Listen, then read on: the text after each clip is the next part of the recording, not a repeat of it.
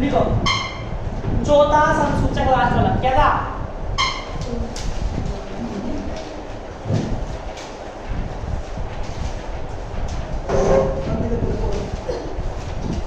अब्र प्रकोष्ठ,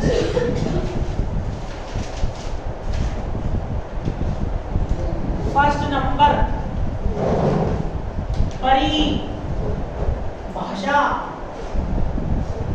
परिभाषा इसके अंदर लिखो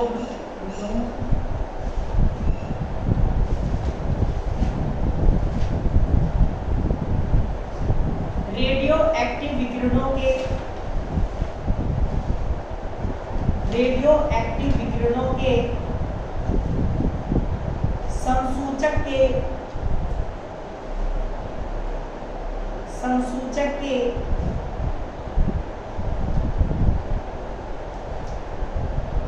वैज्ञानिक विल्सन ने, संसूचक के लिए, संसूचक के लिए वैज्ञानिक विल्सन ने एक मशीन का निर्माण किया, एक मशीन का निर्माण किया जिसे, जिसे अब्र प्रकोष्ठ, जिसे अब्र प्रकोष्ठ कहते हैं, अब्र प्रकोष्ठ कहते हैं। सेकंड नंबर को सिद्धांत, सिद्धांत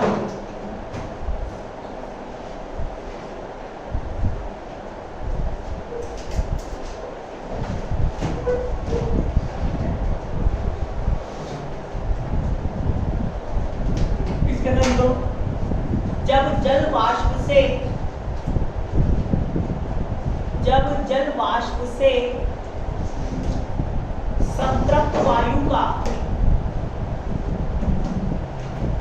संतृप्त वायु का मृदोष्म परिस्थितियों में, मृदोष्म परिस्थितियों में प्रसार कराया जाता है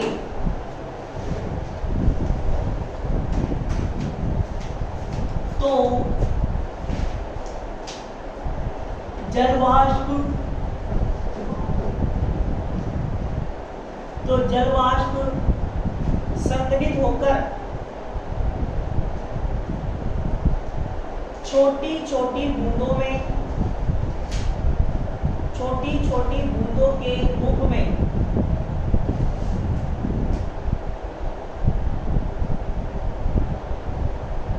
धूल के कणों पर,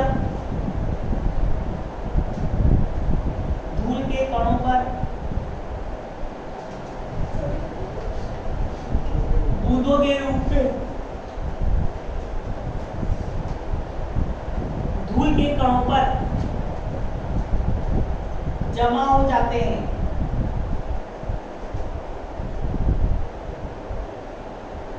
यदि वायु, यदि वायु धूल कण रहित हो तो,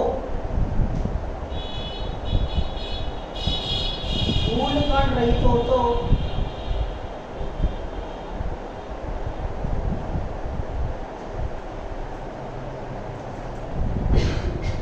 संघनन नहीं होता है, संघनन नहीं होता है।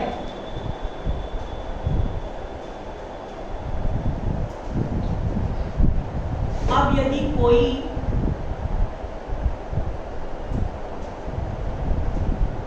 आयनन कारक कण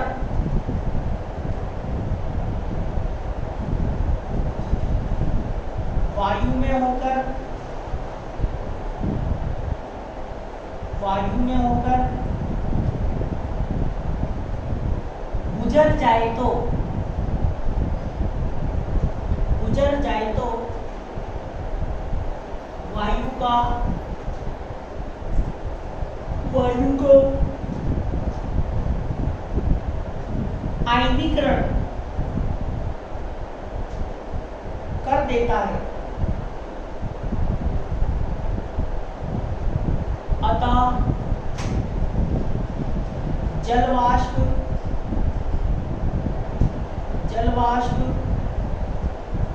आयनों की जलवाष्प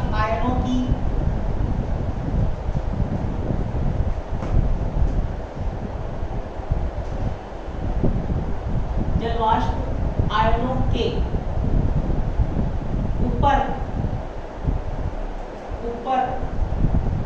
बूंदों के रूप में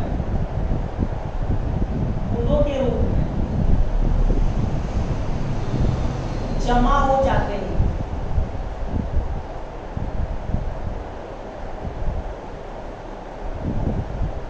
इस आयनों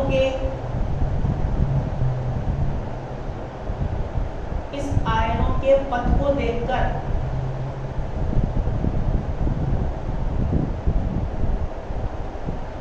आयनन कारक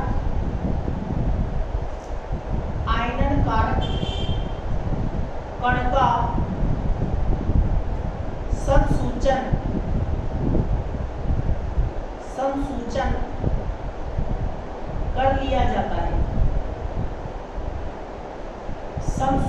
कर लिया जाता है।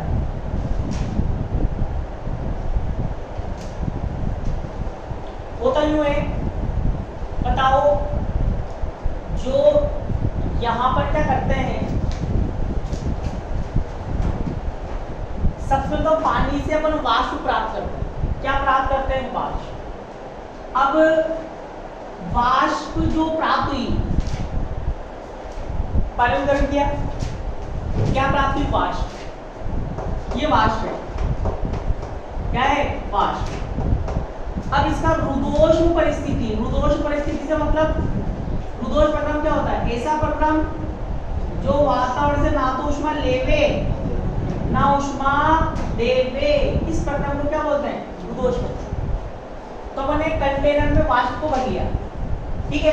अब ये वाष्प का क्या होगा? प्रसार होगा। अब जब वाष्प का प्रसार होगा तो पिस्टन कहाँ जाएगा? ऊपर। तो कहने का मतलब क्या है? वाष्प कार्य करने के लिए वाष्प को खुद कार्य करना पड़ेगा, जिससे इसके आंतरिक ऊर्जा में क्या आएगी? कमी। वाष्प की ऊर्जा में कमी आएगी तो वाष्प किसके रूप में बदल जाएगी?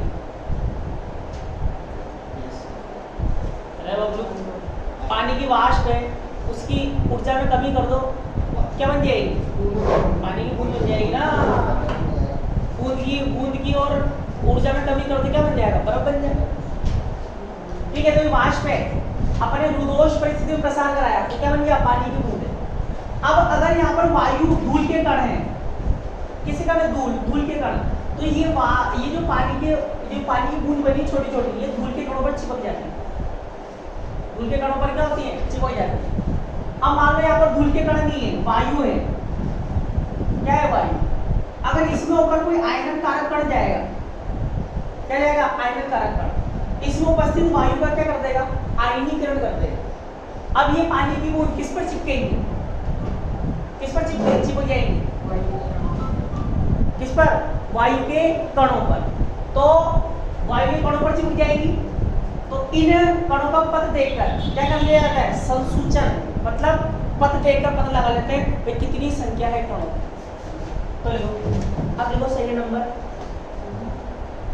3 नंबर। बनावट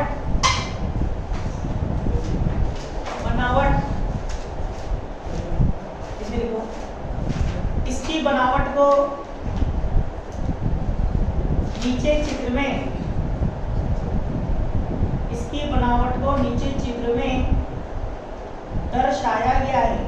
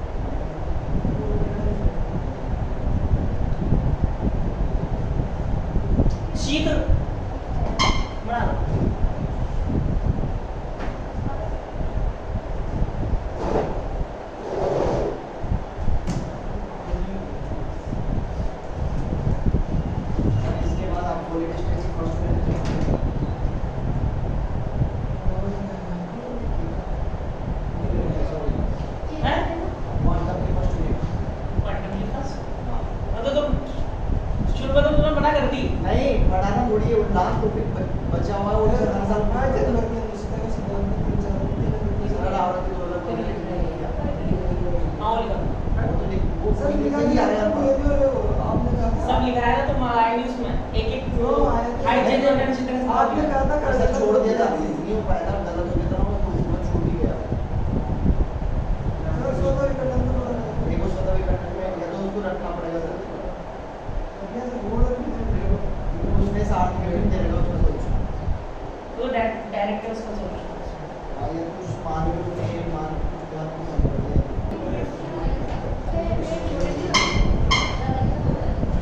ठीक है। इसमें एक कांच की प्लेट जी होती है, क्या लिखेगा जी। इसमें एक कांच की प्लेट जी होती है और नीचे चलायमान पिस्टन चलायमान पिस्टन चलायमान मतलब चलने वाला, पिस्टन फोटो बनाया था चलने वाला, ये कंटेनर बनाया था, ये बनाया था जिसमें ये क्या था पिस्टन था पी और ये प्लेट मान लो जी। चलायमान पिस्टन लगा होता है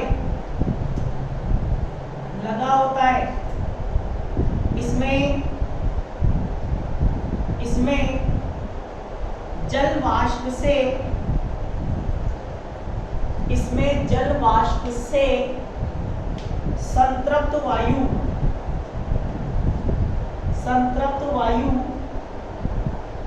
भरी होती है। इसमें दोनों ओर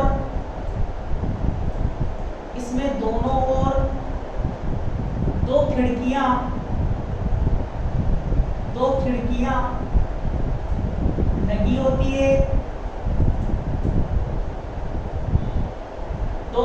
लगी होती है। जिनमें से एक खिड़की के पास रेडियो एक्टिव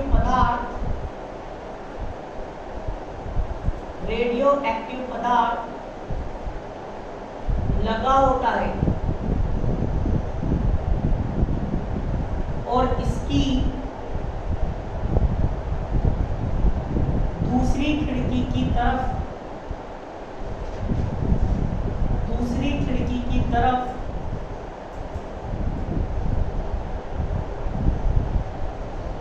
प्रकाश स्रोत लगा होता है।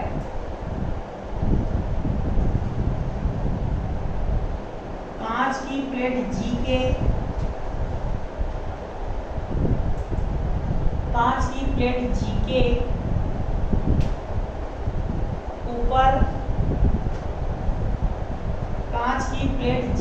ऊपर त्रिविमीय चित्र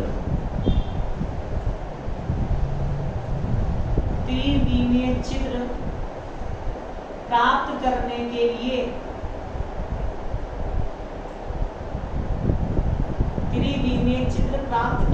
लिए कैमरे लगे होते हैं। क्योंकि पथ को देख कर क्या करते हैं, यहाँ पर सूचन करते हैं, तो पथ कौन दिखाएगा? कैमरे। अब देखो कार्यप्रणाली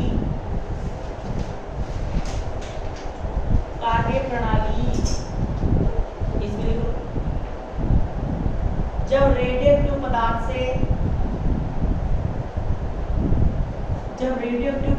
से उत्पन्न विकिरण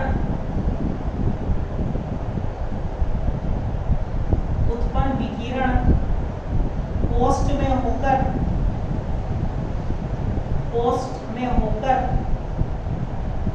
गुजरती है, तो यह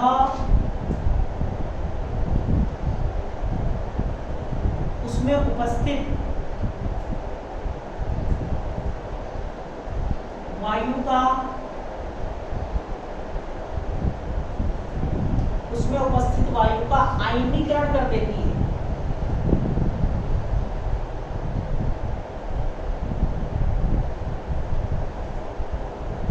अब पिस्टन को एकाएक नीचे की ओर खिसकाकर रुदोष्म परिस्थितियों में नीचे की ओर खिसकाकर रुदोष्म परिस्थितियों में प्रसार कराया जाता है।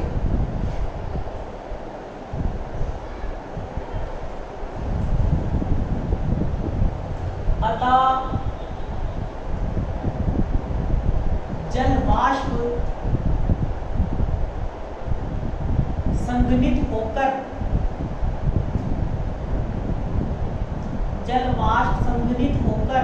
छोटी छोटी बूंदों के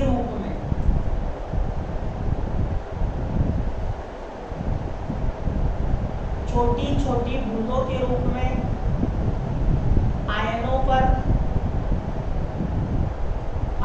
पर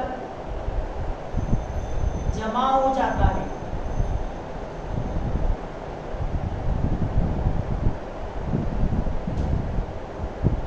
अब दूसरी खिड़की से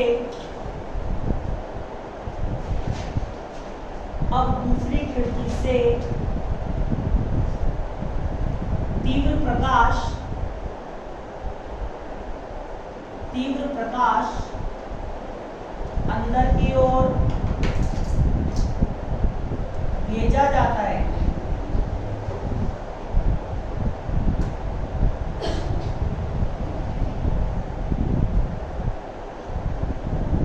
और कैमरे से इसका फोटोग्राफ होगा ना, फ्लैश जला के फोटो खींचते हैं, प्रकाश पड़ता है पहले फ्लैश में कि फोटो खींचता है, वही है प्रकाश जला के क्या खींचता है, फोटो। इसका फोटोग्राफ ले लिया जाता है। संपूर्ण प्रक्रम स्वचालित होता है। संपूर्ण प्रक्रम स्वचालित होता है, अपने आप स्वचालित होता है।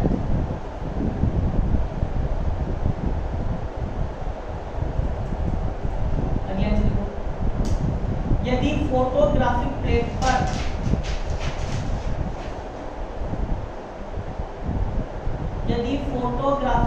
पर आयनों का पथ छोटी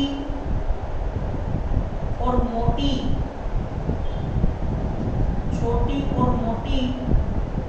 लाइनों के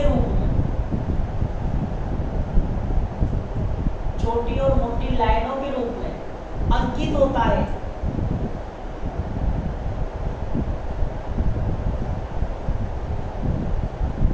तो आयनन कारक कण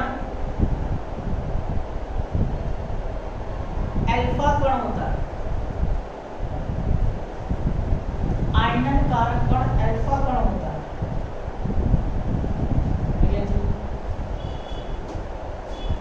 यदि फोटोग्राफिक प्लेट पर पथ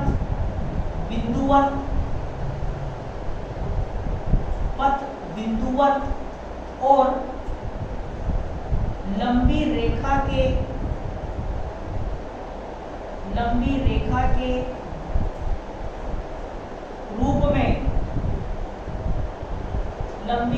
के रूप में अंकित होता है,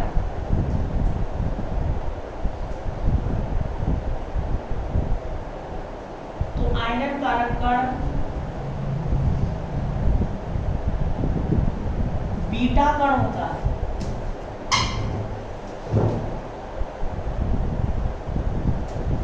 मतलब फोटो देखकर आप कण को भी पहचान सकते हो।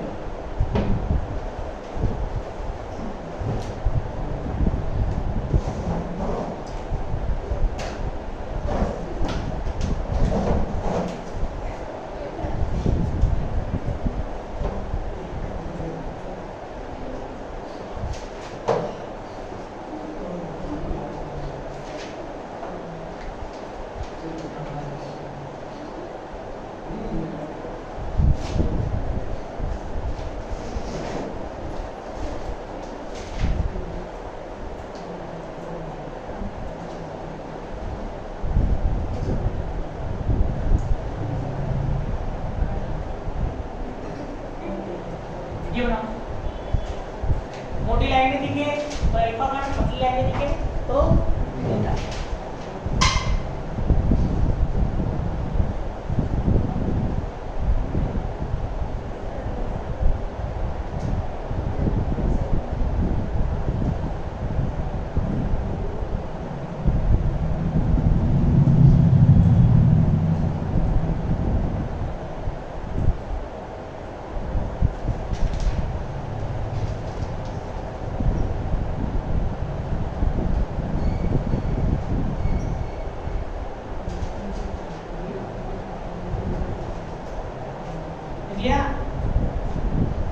अगला देखो, कण की ऊर्जा, कण की ऊर्जा ज्ञात करने के लिए अभ्र प्रकोष्ठ को, अभ्र प्रकोष्ठ को चुंबकीय ध्रुवों के बीच, अभ्र प्रकोष्ठ को चुंबकीय ध्रुवों के बीच इस प्रकार रखते हैं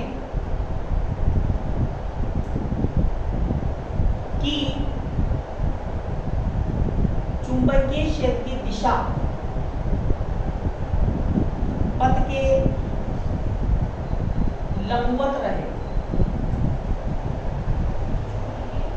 चुंबकीय क्षेत्र की दिशा पथ के लंबवत रहे।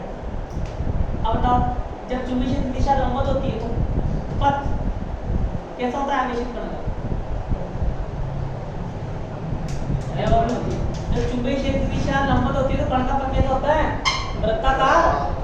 वृत्ताकार पथ पर गतिमान होगा चलेगा अभिकेंद्रीय बल mv²/r। कौन लगा रहा है? चुंबकीय क्षेत्र। चुंबकीय बल क्या होता है? qvb। एक बी से एक बी की धज्जियां उड़ेगी, mv बराबर क्या आएगा? qvr। mv क्या होता है? संवेग। qvr। तब कण की ऊर्जा बताओ, गतिज ऊर्जा संवेग में संबंध p²/2m। p² क्या हो गया? q² v² r²/। अच्छा, इसी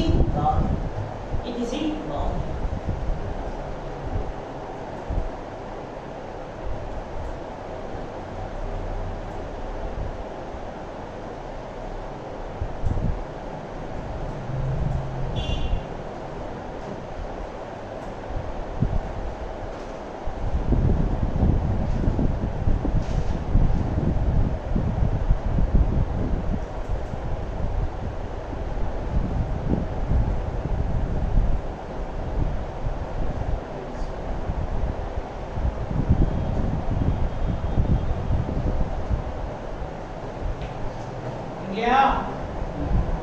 एक क्वेश्चन लिखो, एक क्वेश्चन लिखो। प्राथमिक अंतरिक्ष किरणें, प्राथमिक अंतरिक्ष किरणें और द्वितीयक अंतरिक्ष किरणें किन्हें कहते हैं?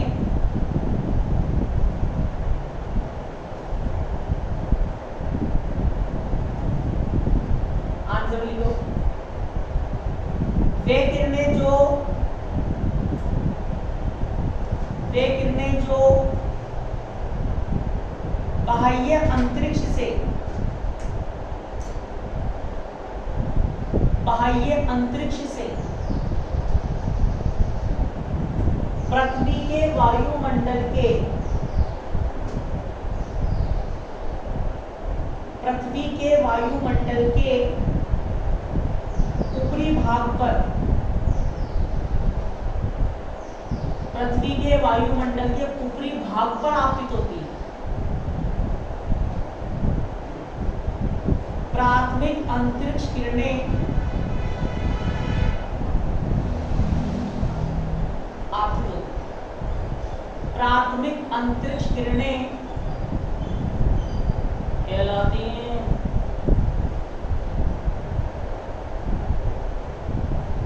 इनका अधिकतर भाग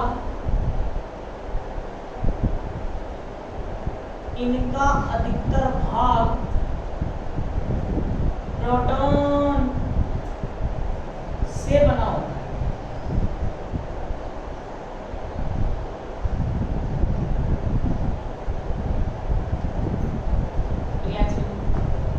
जब बाह्य अंतरिक्ष से आने वाली कॉस्मिक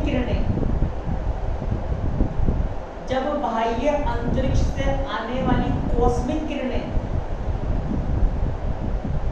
पृथ्वी के वायुमंडल में प्रवेश करती है।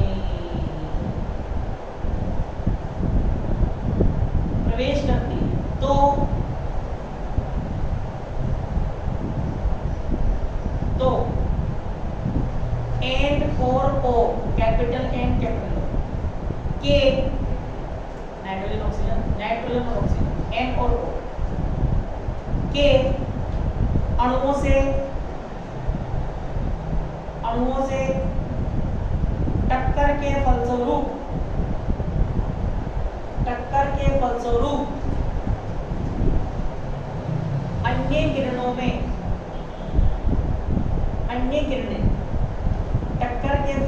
अन्य किरणें उत्पन्न करती हैं। द्वितीयक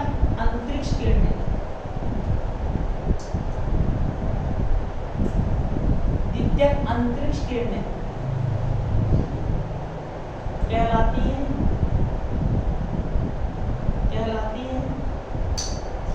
इन किरणों में proton,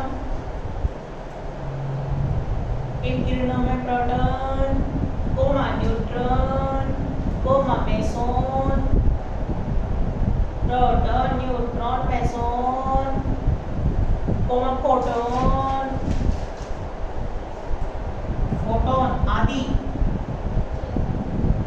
proton, neutron, meson, photon आदि उपस्थित होते हैं।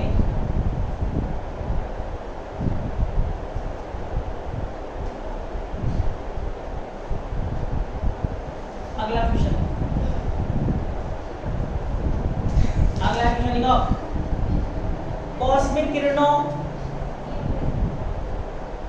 कॉस्मिक किरणों या अंतरिक्ष किरणों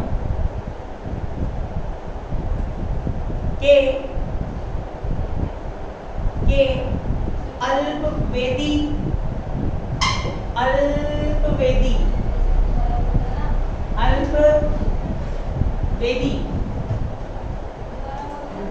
कॉस्मिक किरणों या अंतरिक्ष किरणों के अल्पवेदी और अतिवेदी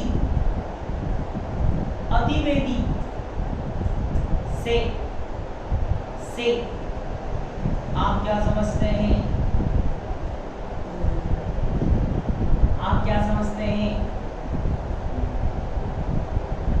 इसमें लिखो बबलू। ये सब सेक्शन ए में आने के वाले क्वेश्चन है। लिखो कॉस्मिक किरणों के वे घटक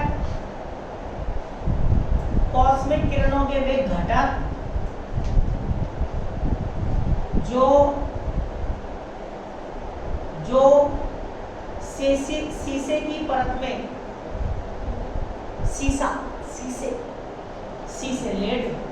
शीशे की परत में अवशोषित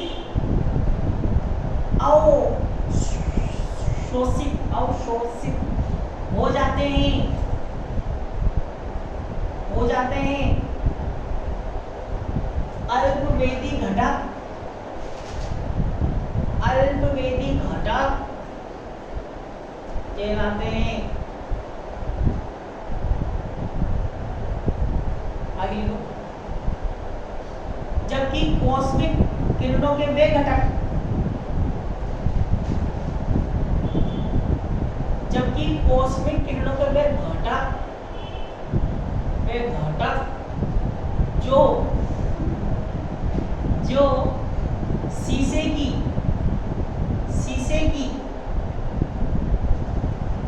की परत को पार कर जाते हैं, पार कर जाते हैं, अतिवेदी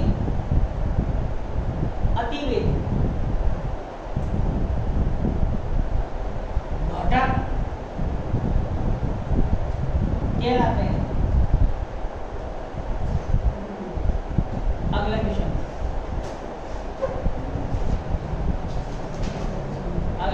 का वायु वर्षण, वर्षा, वायु वर्षण से आप क्या समझते हैं?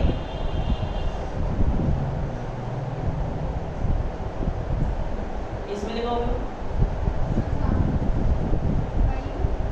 वर्षण, जब प्राथमिक अंतरिक्ष किरणें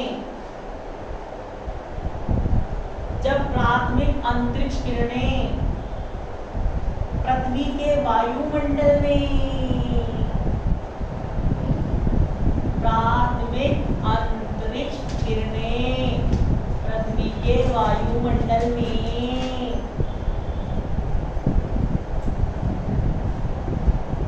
प्रवेश करती हैं,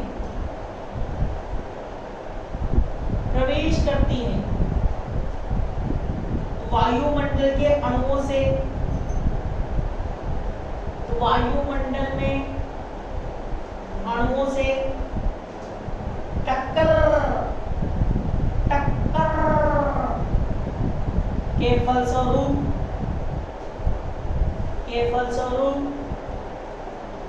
कई बार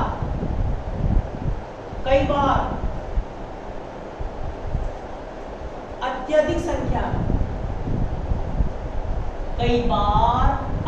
संख्या में द्वितीयक कणों की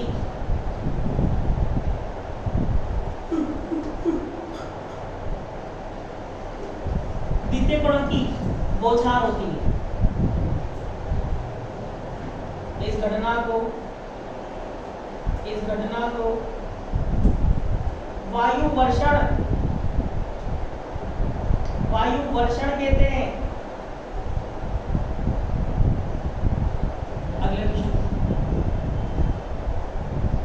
अगले क्वेश्चन लिखो, सो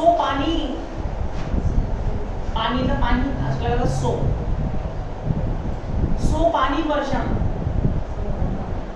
सो पानी लिखो ना, सो पानी वर्षण किसे कहते हैं?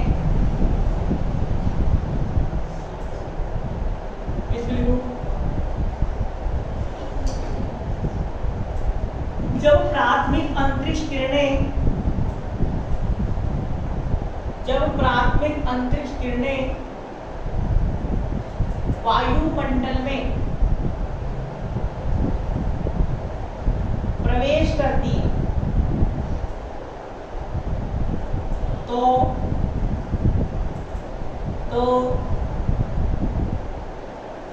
अणुओं से टक्कर के फलस्वरूप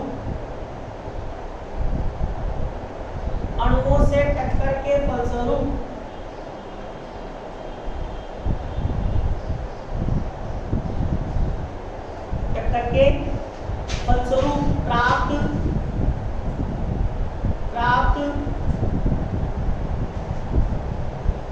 प्रोटॉन, इलेक्ट्रॉन व पॉजिट्रॉन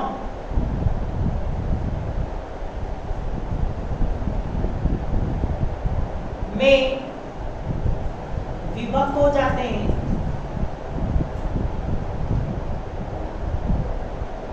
जिससे इलेक्ट्रॉन और पॉजिट्रॉन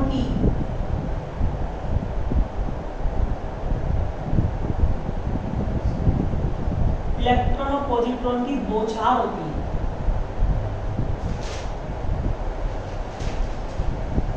इस घटना को सो पानी वर्षण के।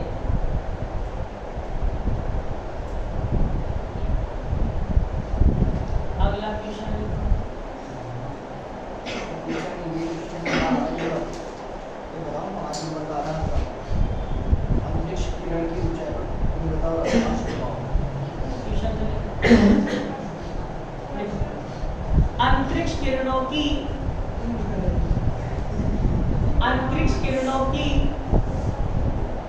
अंतरिक्ष किरणों की तीव्रता पर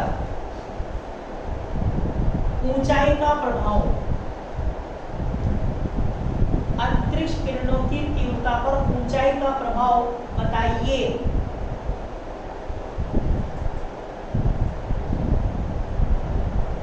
इस नाम से बचेगा तुंदता का प्रभाव। तुंदता तुंदता ऊंचाई के प्रभाव बना, तुंदता का प्रभाव कैसे? मतलब तुंदता का प्रभाव इसमें लिखो।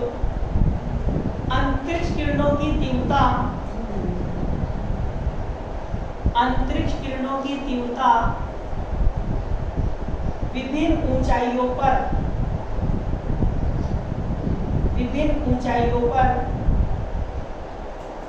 भिन्न भिन्न प्रेक्षित होती है। भिन्न भिन्न प्रेक्षित होती है। तीव्रता पर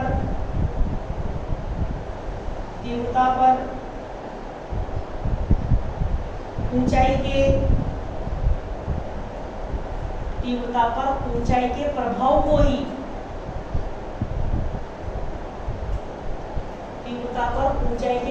को ही तुंदता प्रभाव कहते हैं। तुंदता प्रभाव कहते हैं।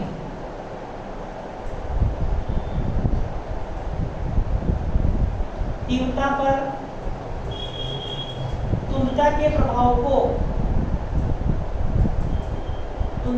प्रभाव को नीचे चित्र में दर्शाया गया है। चित्र बन रहा होगा, चित्र है इसमें, तो चित्र के लिए जगह छोड़ दो।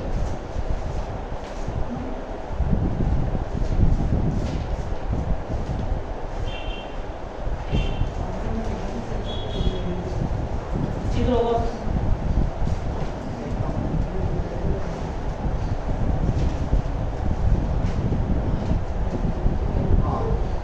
है ना, तो इसका फोटो खींच के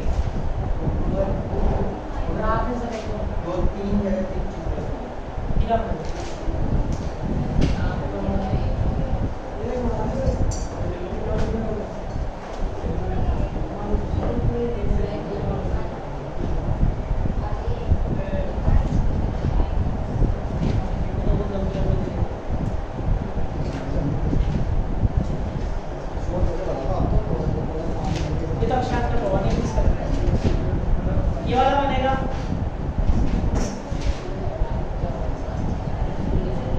पेज नंबर 1.01 पे, ये है ना, ये वाला कैलकुलेशन 1.10। अभी तू मुझे व्हाट्सएप कर दिया, तो जा रहा है। अगला क्वेश्चन लिखो, इसी का दूसरा अपना एक क्वेश्चन लिखो। अंतरिक्ष एक ग्राफ बनेगा 6 से 7 लाइन। अंतरिक्ष किरणों की तीव्रता पर, अंतरिक्ष किरणों की तीव्रता पर हाँ अक्षांश का प्रभाव समझाएगी। इसी के आगे अंतरिक्ष किरणों की तीव्रता पर अक्षांश का प्रभाव समझाएगी। अक्षांश न्याय लिखना। कॉस्मिक किरणों की तीव्रता पर अक्षांश का प्रभाव समझाएगी।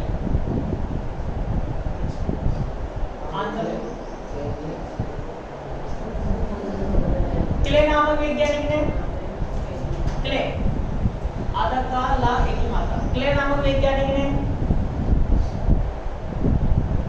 संपूर्ण पृथ्वी पर अलग अलग अक्षांशों पर अक्षांश मतलब कोटा, झालावाड़, पुणे, जयपुर, बाड़ा, अलग अलग अक्षांशों पर अंतरिक्ष किरणों की तीव्रता ज्ञात की, अंतरिक्ष किरणों की तीव्रता ज्ञात की। तो पाया कि अधिक अक्षांश वाले स्थानों पर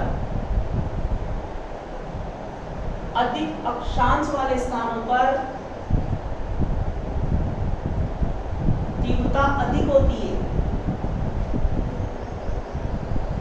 अधिक अक्षांश वाले स्थानों पर तीव्रता अधिक होती है और कम अक्षांश वाले स्थानों पर तीव्रता कम प्रेक्षित होती है।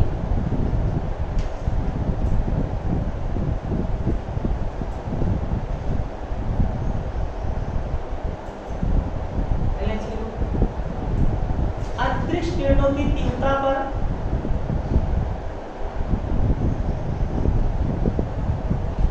अंतरिक्ष किरणों की तीव्रता को अक्षांश के साथ नीचे चित्र में दर्शाया गया है।